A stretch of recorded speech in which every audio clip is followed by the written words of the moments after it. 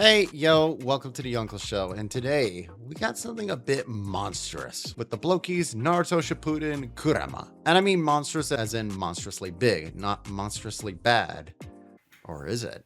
And this is the first time I've done a video where I'm talking about Blokees, which in case you don't know, Blokees is a Chinese model kit company known for much more simplistic model kits made from ABS plastic. I've had a few kits from them and overall, they're alright. I have no big issue with them overall. Their kits feel good and the builds are nice and easy, but they don't have that wow factor or ambition like some other model kit ranges. You build a Blokees kit, you know what you're getting, almost to a fault. They're great for people new to building model kits, I will say, but if you're more experienced in model kits, maybe look elsewhere. I was thinking of getting their Mari figure from Evangelion while I was in China, and I'm really glad I didn't. But I saw this recently. They're apparently getting into some bigger figures with both a giant Evangelion figure and this kit of Kurama, the nine-tailed fox demon from Naruto. And if you've never seen Naruto, yes you have. Its popularity hasn't dwindled even after a Boruto later. Kurama here is the nine-tailed fox spirit that inhabits the title character and provides Naruto with the powerful chakra Naruto uses throughout the show. Naruto gains access to this powerful and dangerous energy by telling Kurama to his face to pay rent. I quite liked Naruto back in the day, and I faltered a bit come Shippuden.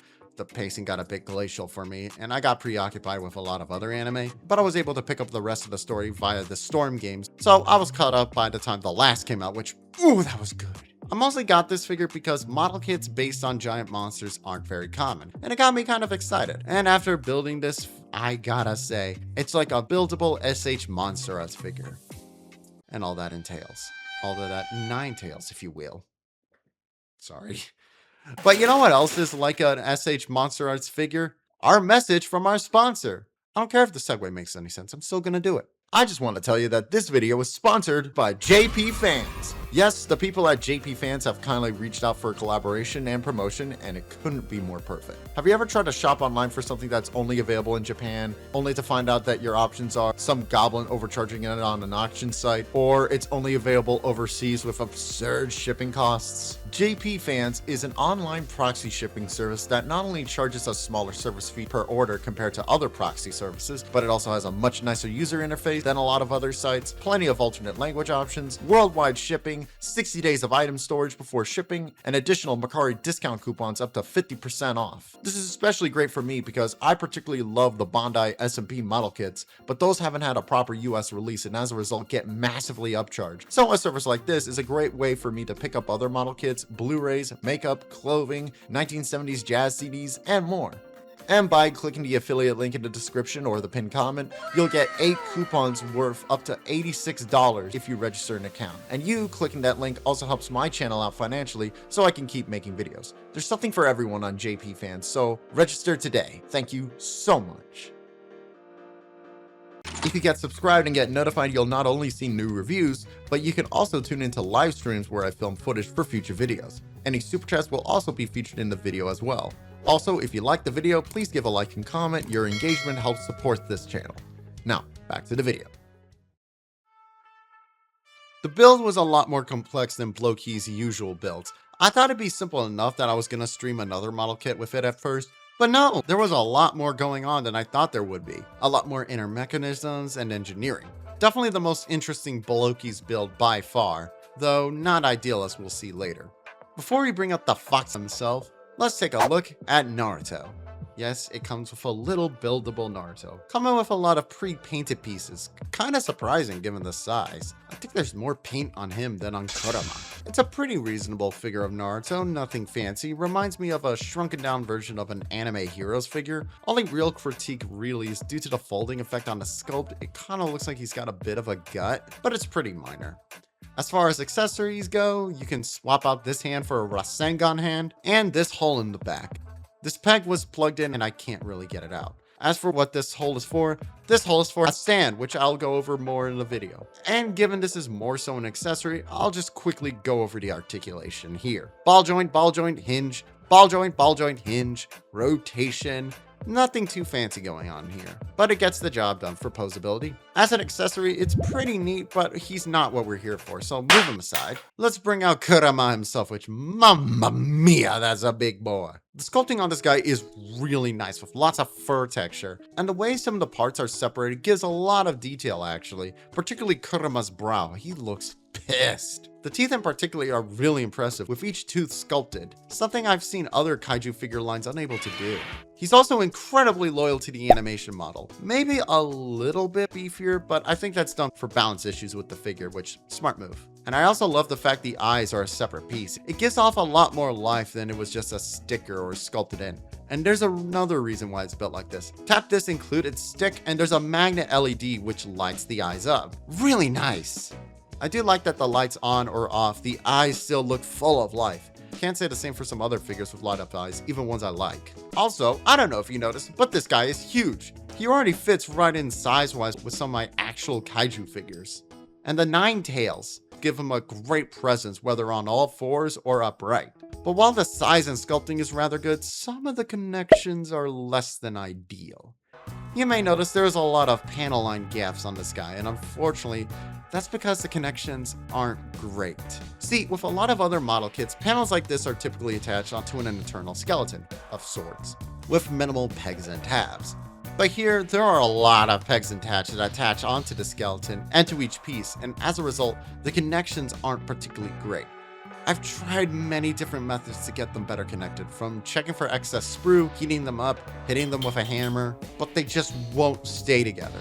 My only guess is my copy has some manufacturing tolerance issues, an unfortunate issue I've encountered before with some model kits like Yellow Part. In fact, some of the connections in general are pretty poor. See, normally model kits are pretty light given you gotta build them yourselves and they're trying to cut down on cost compared to a normal plastic figure. This guy is surprisingly hefty and using ABS plastic, almost feeling like a proper kaiju figure like from Haya Toys, NECA, or SH Monster Arts. But the problem there is, just like some of Bandai's SH Monster Arts figures, these connections can be pretty terrible. I've had this shoulder pop out a number of times, as well as the fur, requiring reassembly. I've had the legs pop out a few times, and this ball joint in the waist just kind of clicks in rather than being cased like some other model kits. And this is the heaviest part, meaning it will detach a lot, especially if you pick him up just the wrong way. Try to pick him up more around the pelvis. Still though, if you hold him just right, he does feel remarkably strong for a model kit, which is good considering some Blokees model kits. So, a couple things. First off, you do get an opening mouth, which goes out pretty far, and an articulated tongue on a hinge joint. Close that up. You do get a ball jointed neck a la SH Monster Arts, and of course, you do get a rotation at it. No rotation for much for the neck part. Arms, you can rotate it out. He can T-pose. There is rotation at the upper arm, but it feels kind of weird. Arm can go in that much, and the hands are on a ball joint as well. Now then, this is very disappointing to me. This is the ab crunch, and yeah, it just really likes to pop out. That's as far back as it goes, and that's how far in it goes. And of course, as you can see, it's really, really loose. And considering you kind of want to work in tandem with this part to get the pose, and oh my God, this thing is just falling apart.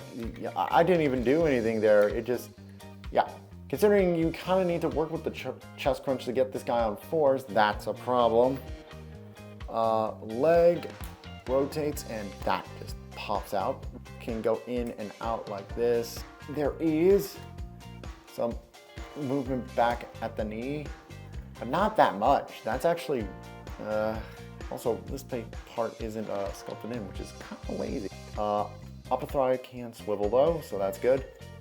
Then the legs, there is a hinge joint, which in theory can go back pretty far, but not really. And the feet is again on a ball joint, so you can get a little bit of, So these tails, they rotate, they're on kind of hinges, and they can rotate a little bit here as well. And very similar with all these tails too. In fact, these tails are more on the ball joint, so they can, in theory, have even more movement. Articulation's pretty good in a lot of areas, definitely the most posable figure I've encountered from Blokees, but not the best for a kaiju figure. You can do plenty with him, but you're held back by some structural limitations and less articulation than you would think in some areas. It's a real shame because the potential of something on par with Hayato's or SH Monster Arts is there, but some questionable choices and limitations keep this from truly excelling. And I know some people are gonna say it's a model kit, not a proper action figure, I shouldn't treat it as such, but with the ABS plastic weighty feel, it's clear they're expecting some level of playability. Taking a look at the accessories, you got some different hand options. You got these open palms for, I think it was some kind of attack in the anime, or you can go stop in the name of love. And then you also get this much more crawl palm for crawling on all fours. But I will say, crawling on all fours is a bit of a pain. All right, and so we now have the stand, and I gotta say, this stand kind of sucks. So I will say, I do like that you can store the magnet stick on it for storage. I think that is actually quite nice. But for what, you might notice it's on a ratchet joint. And it also, I don't know if you saw any of that, but these bits just pinged right off. Just right off, and now the stand is woefully broken. Oh joy. And you might also notice it's on ratchet joints. And normally, ratchet joints are really nice. Oh my god, this. And see, normally we like ratchet joints on the show, but these ones have a very limited range of motion. So unfortunately, and because this guy has a lot of tails, you can't really find a good position to attach the stand. Not only matters is the stand is, as you can see, very tiny, so trying to get this guy on is a pointless endeavor. And also this, for some reason, is like just the right way to attach this guy is a right pain in the ass. I've never been able to, that's probably the best I've gotten it to look. Wonderful. And then you also have this weird stand arm where, okay, it's supposed to be, you know, for like this kind of breath attack that it comes with, which first of all, this sucks. This part sucks. It has no like kind of effect of motion whatsoever. It just looks like, you know, he's got an orb, which kind of amusing, but you can also use it for Naruto here, which kind of cool, but also, it again, it's hard to really get it in just the right spot. I don't know why it's on this weird sort of multi-angle system. I think it would have worked better if it had some kind of, you know, just a free-flowing friction joint. And that was the Blokees Kurama. And let me put it like this.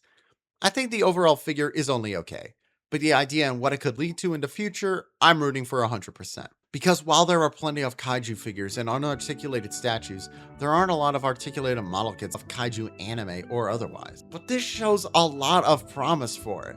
And if Blokees can figure out a way to iron out the connection issues, articulation, and accessories, we could have something great. Like, imagine if we got a buildable Godzilla figure like this. It'd be great. Plus, I have to give credit, this is the first articulated figure of Kurama I've seen outside of the Transformers collab figure. Not a bad figure, but heavily compromised.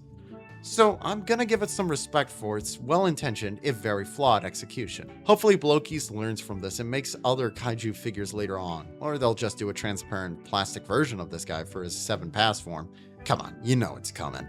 But what about you? How do you feel about this kit? If you have this kit, did you encounter the same issues I did? Let me know in the comments, and please subscribe.